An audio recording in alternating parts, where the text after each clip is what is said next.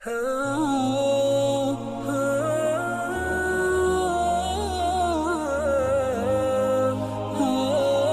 کا اسلام کیا ہے؟ من سلم المسلمون من لسانہ و یدہ. زندگی میں یہ طے کر لو، کوئی کتنا ہی تمہیں دکھ پہنچائے، کوئی کتنا ہی تمہاری بےعزتی کرے، چپ ہو جاؤ، سہ جاؤ. مرنے والے کی کیا عزت، کیا ذلت. میں نے تو مر کے دیکھا ہے اور مجھے یہ حدیث سمجھ میں آئی ہے بڑی اچھی طرح، موتو قبل ان تموتو، کہ مرنے سے پہلے مر جاؤ. اس وقت اگر میں مر جاتا تو مجھے کوئی گالیاں دیتا تو مجھے کیا نقصان تھا، اور مجھے کوئی نعرے لگاتا میرے لیے تو میرا کیا نفع تھا. تو مرنے سے پہلے مر جاؤ. کوئی تمہیں برا بھلا کہے تو تمہارا کیا نقصان تھا، تمہیں کوئی واہ واہ نعرے لگائے تمہیں کیا نفع ہے. اگر اللہ راضی ہے تو مردہ باد اور زندہ باد سے بے نیاز ہو.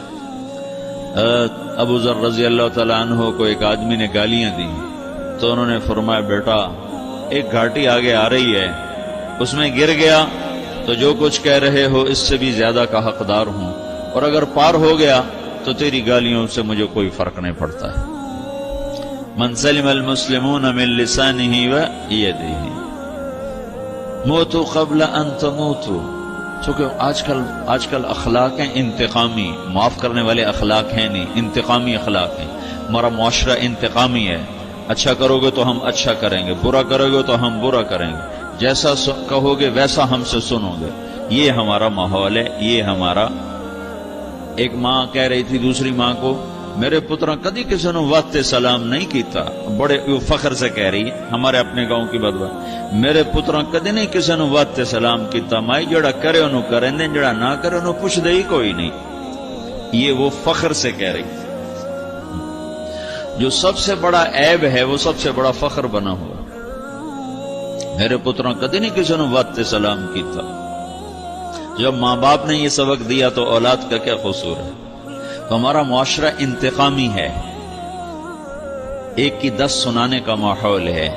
تو آپ 100 کی ایک بھی نہ سناؤ. احنف بن قیس رضی اللہ تعالیٰ عنہ پہ ایک آدمی نے چڑھائی کر کہنے لگا، ایک سناؤ گے نا تو 10 سنو گے میری طرف سے. تو احنف بن قیس کہنے لگے، بھائی تو مجھے 100 بھی سنائے گا نا تو میری طرف سے ایک بھی تو نہیں سنے گا. ایک آدمی ان کی بڑی بےزتی کر رہا تھا اور وہ چل رہے تھے اور وہ 100 گالیاں بک رہا ہے. جب آ گیا نا قریب شہر تو کہنے لگے، دیکھا میرا قبیلہ یہاں رہتا ہے، اگر کسی نے سن لیا نا تو تیری بڑی دھلائی کر دے گا. تو نے جو مجھے گالیاں دینی میں کھڑا ہوں یہیں تو دے لے، تو اپنا سارا زور پورا کر لے تاکہ آگے تجھے کوئی تکلیف نہ پہنچا دے میری وجہ سے.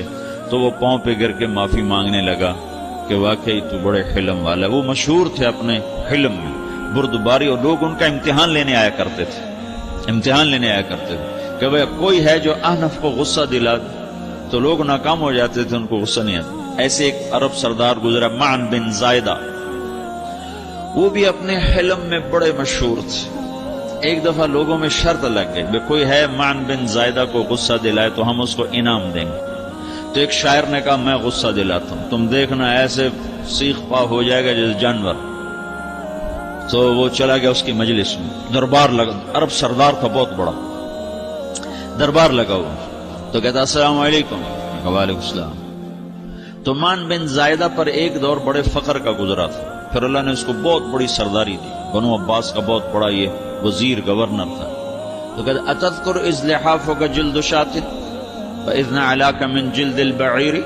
کیوں بھائی تو یہ یاد ہے جب تیرا بستر بکری کی کھال تھا اور تیرے جوتے اونٹ کی کھال کے تھے؟ تو کہنے لگا، کیوں نہیں یاد، بھلا کوئی ماضی بھی بھولتا ہے.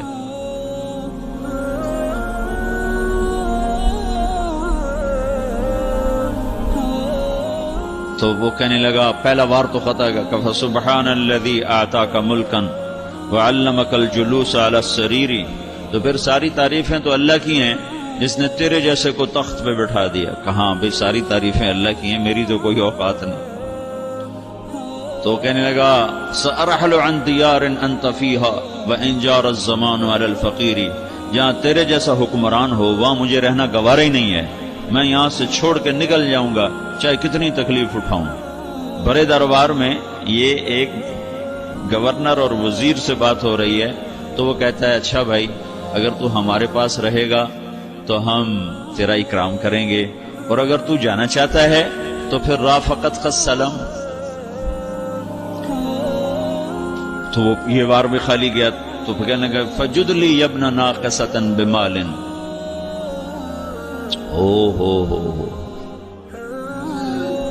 او گندی ماں کے بیٹے، مجھے کچھ عطا بھی کر، میں بغیر پیسے کے سفر کیسے کروں گا. عرب کو کسی کو بھی ماں کی گالی دے دینا اور پھر عرب سردار ہو. فجد لی یبن ناقصۃ بمال. بری ماں کے بیٹے مجھے کچھ پیسے بھی دے، میں نے جانا ہے. میں کہا بھائی اس کو 3000 دے دیا جائے. اللہ اکبر. تو کہنے لگا قلیل ما آتیتنی وانی لأطمع منک فی الکثیر. یہ تو بہت تھوڑا تو نے دیا ہے، مجھے اور دے. کہا اچھا بھائی 3000 اور دے دو. تو وہ شاعر کی بھی آنکھیں پھٹ گئیں. کہنے لگا اب ٹھہر جا ٹھہر جا، اب میں تیری اصل تجھے بتاتا ہوں. سألت اللہ ان یبکیک ذخرا فما لک فی البریۃ من نذیر. میں اللہ سے دعا کرتا ہوں اللہ تیرے جیسوں کو سلامت رکھے، تیرے جیسا دنیا میں کسی ماں نے جنا ہی کوئی نہیں. فمنک الجود والافضال حقا وفضل یدیک کالبحر الغزیر. تو ہی سخی ہے، تو ہی کریم ہے، اور سمندر بھی تیری سخاوت کے آگے کچھ نہیں ہے. تو نے کہا اچھا بھائی تو نے ہماری برائی کی، ہم نے تمہیں 6000 دیے، اب تو نے ہماری تعریف کی، اب 10,000 اور دے دو اس کو. ہاں باتیں ہی رہ گئیں، باتیں ہی رہ گئیں. کہاں سے لائیں ایسے لوگ؟ ہمارا معاشرہ انتقامی ہے، بدلہ لینے کا ہے، بدلہ لینے کا. اس نے میرے ساتھ کیا، میں نے بھی کرنا ہے. تو اعلیٰ درجے کا اسلام یہ سکھا رہا نہیں چپ ہو جاؤ، سلامت بن جاؤ، سلامتی بن جاؤ، سلامتی کی علامت بن جاؤ. من سلم المسلمون من لسانہ ویدہ. اب وہ سوال کرتا ہے یا رسول اللہ ای الایمان افضل، سب سے اعلیٰ درجے کا ایمان کیا ہے؟ اسلام کیا ہے؟ کلمہ، نماز، روزہ، حج، زکوٰۃ. اعلیٰ درجے کا اسلام کیا ہے؟ من سلم المسلمون من لسانہ ویدہ. یہ اخلاق کا ادنا درجہ ہے، ادنا درجہ ہے. ادنا درجے پر پہنچ کر آپ اسلام میں اعلیٰ درجے پر آ سکتے ہیں. وہ سوال کرتا ہے ایمان کیا ہے؟ تو آپ نے کہا اللہ پر، فرشتوں پر، کتابوں پر، رسولوں پر، موت کے بعد کی زندگی پر، تقدیر پر. اب ایک اور سائل سوال کرتا ہے ای الایمان افضل، سب سے اعلیٰ درجے کا ایمان کیا ہے؟ تو آپ نے فرمایا حسن الاخلاق، اچھے اخلاق سب سے اعلیٰ درجے کا ایمان ہے. جو آدمی اسلام میں، جو آدمی اخلاق میں، جو مرد عورت اخلاق میں ادنا درجے پر ہوتا ہے وہ اسلام میں اعلیٰ درجے پر پہنچتا ہے. اب اگر وہ اخلاق میں اعلیٰ درجے پر آ جائے تو اب یہ کہاں پہنچے گا؟ اب یہ کہاں پہنچے گا؟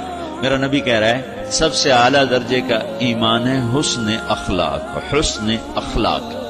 ابو ہریرہ نے پوچھا یا رسول اللہ وما حسن الاخلاق. یہ بھی ایک اور حدیث ہے. یا رسول اللہ حسن اخلاق کیا چیز ہے؟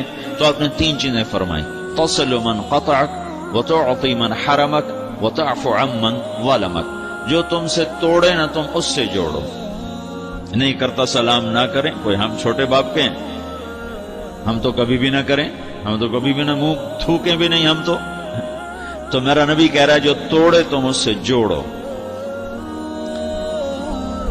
جو محروم کرے اس سے عطا کرو، جو زیادتی کرے اس سے درگزر کرو.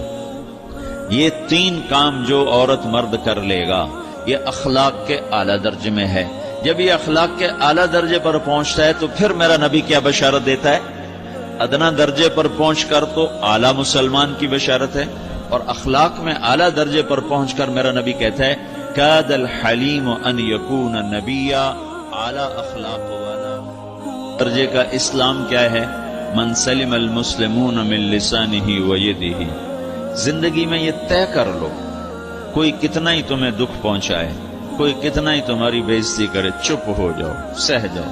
مرنے والے کی کیا عزت، کیا ذلت. میں نے تو مر کے دیکھا ہے اور مجھے یہ حدیث سمجھ میں آئی ہے بڑی اچھی طرح، موتو قبل ان تموتو، کہ مرنے سے پہلے مر جاؤ. اس وقت اگر میں مر جاتا تو مجھے کوئی گالیاں دیتا تو مجھے کیا نقصان تھا، اور مجھے کوئی نعرے لگاتا میرے لیے تو میرا کیا نفع تھا۔ تو مرنے سے پہلے مر جاؤ، کوئی تمہیں برا بھلا کہے تو تمہارا کیا نقصان، تمہیں کوئی واہ واہ نعرے لگائے تمہیں کیا نفع ہے۔ اگر اللہ راضی ہے تو